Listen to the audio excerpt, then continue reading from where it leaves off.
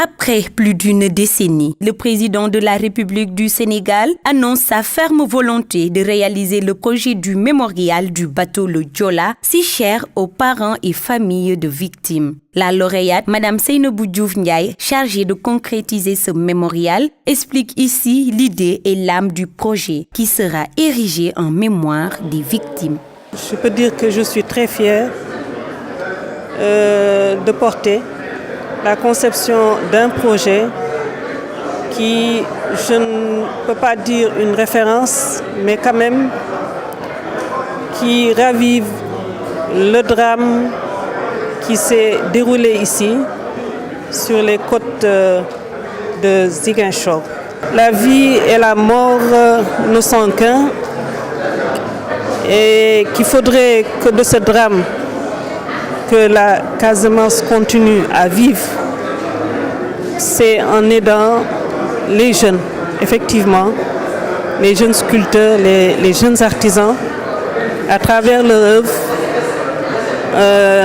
par la sculpture du bois, de la pierre, qu'ils puissent traduire encore par leurs œuvres le drame qui s'est produit ici.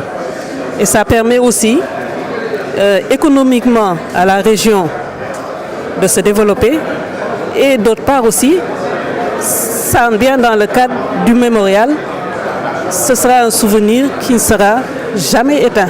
Le CRD tenu pour présenter le projet était une manière pour les autorités d'avoir l'adhésion des populations. Une telle démarche se veut donc inclusive dans la mesure où les populations destinataires doivent adhérer au projet pour le rendre pertinent.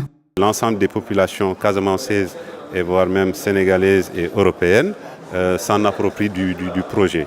Parce que sur l'essentiel, nous nous sommes tous entendus, parce que nous avons mis à l'époque en place ce qu'on appelle un comité d'initiative constitué de l'Association nationale des familles des victimes dont j'ai l'honneur de diriger, du collectif de coordination des familles des victimes que mon ami Idrissa Diallo a l'honneur de diriger, les familles européennes représentées par l'Association des familles françaises et la famille Aïdara représentée par Nassardine Aïdara.